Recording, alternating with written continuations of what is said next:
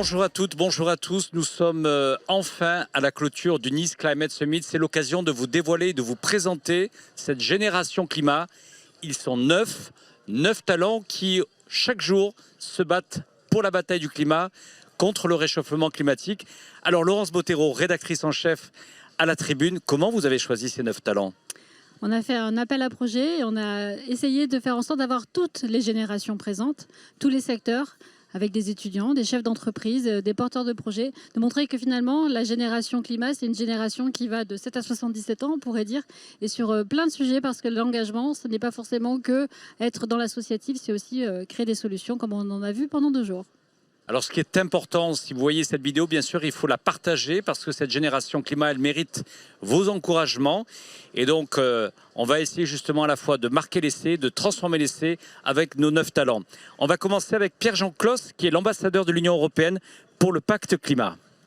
Merci. 1 minute. Merci Jean-Christophe. Donc Pierre-Jean Clos, j'ai 20 ans. Je suis le plus jeune ambassadeur de l'Union européenne sur les questions du pacte vert. J'ai été nommé grâce au vice-président Frans Timmermans à Bruxelles, parce qu'il m'a repéré dans mes activités que j'exerçais comme représentant des jeunes européens aux Nations Unies, par plusieurs associations, dans plusieurs comités. Et c'est un travail de fond qu'on a mis en place pour représenter plus de 10 000 jeunes dans les institutions européennes et aussi aux Nations Unies, à travers le monde, pour faire changer le monde, chacun à notre échelle. Benjamin Camus, bonjour. Bonjour, merci pour l'invitation. Donc, je suis Benjamin Camus. J'ai eu l'occasion de commencer à travailler sur le terrain du développement durable il y a un moment maintenant, de travailler aussi pour une ONG, ce qui m'a permis de comprendre aussi une autre facette de cette activité. Je travaille maintenant pour une entreprise privée qui accompagne des entreprises dans le calcul de leur empreinte carbone, de la mesure, la réduction et la compensation. Notre objectif, c'est avant tout d'éduquer, de transmettre les bons réflexes et d'accompagner ces entreprises dans leur trajectoire net zéro carbone et s'assurer principalement qu'elles vont pouvoir s'y tenir et mettre les moyens en face de ces ambitions. Julie Revillon.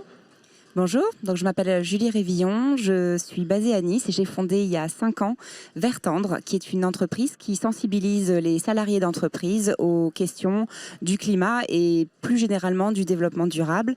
C'est de la sensibilisation, donc ce n'est pas de la formation, je ne partage pas de compétences mais plus des connaissances. Il s'agit de donner aux collaborateurs d'entreprise les moyens de prendre leurs propres décisions et donc je leur partage des faits avérés, des chiffres, des anecdotes qui leur permettent ensuite de prendre le relais dans leurs actions du quotidien. Voilà, la parole est à Slim Ben Youssef, le président de la FACE 06. Bonjour à toutes et tous, Slim Ben Youssef, 24 ans, président de la FACE 06 comme cela a été dit, et également membre de délégation au sein des COP dans l'institution de la CCNUCC. Mon devoir en tant que président de la FACE 06 et également en tant que membre de délégation, c'est de sensibiliser les jeunes et de les aider sur les 3 plus gros facteurs qui vont nous permettre toutes et tous ensemble de lutter contre le réchauffement climatique, de leur permettre d'être motivés, de leur permettre de passer à l'action et derrière de leur permettre de mesurer leur impact. Ça va être les 3 plus gros enjeux pour la jeunesse et pour l'ensemble des générations qui souhaitent et qui doivent s'investir au sein du climat. Et c'est notre rôle à toutes et tous, et notamment le mien en tant que président. Julien Coiffard et Mathis Morin, puisque vous êtes co-associés dans la même aventure de la tricyclette. C'est ça, donc bonjour, je m'appelle Julien et voici Mathis avec qui on a cofondé il y a maintenant 2 ans un studio de design qui s'appelle La Tricyclette et dans lequel on fait de l'upcycling, c'est-à-dire qu'on trouve de nouveaux usages à des produits qui sont considérés comme des déchets. Aujourd'hui, on travaille avec des entreprises pour les aider à identifier leurs chutes, pour les revaloriser, soit au sein de l'entreprise, soit auprès du grand public. Un mot de Mathis ? Oui, si je peux éviter une redite, peut-être vous donner quelques exemples. On travaille pas mal dans le monde de l'événementiel avec ces chutes, comme disait Julien. On propose des installations, des infrastructures. On peut travailler avec de la voile de bateau, de la voile de montgolfière, du bois, du plastique, des canettes, plein de choses.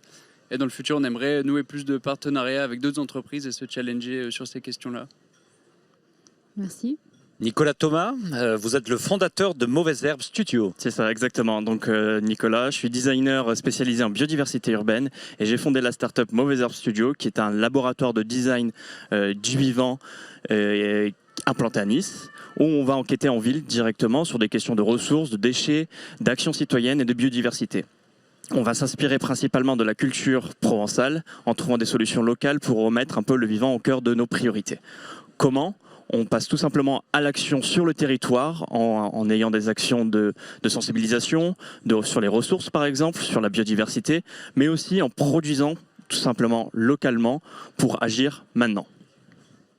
Virginie Perrault, vous êtes animatrice de la Fresque Océane. Oui. Bonjour et merci de l'invitation de la part de la tribune. Virginie Perrault, 40 ans, donc je suis animatrice de l'association de la Fresque Océane. La Fresque Océane, c'est un jeu qui est collaboratif, engagé, ludique, interactif, qui a pour objectif de mettre en lumière les enjeux systémiques de l'océan, au travers à la fois des entreprises, des collectivités et puis également du grand public, des ateliers bénévoles citoyens qui ont lieu tout au long de l'année. Aujourd'hui, c'est 13 000 participants qui ont pu avoir la joie de pratiquer ce jeu. Voilà, je recommande à tous évidemment de le pratiquer dans un futur lointain ou pas. Il y a des ateliers sur Nice et je suis la référente sur les Alpes-Maritimes. Voilà, merci. Yvan Griboval, président de Océano Scientifique. Oui, merci la tribune, merci pour votre invitation.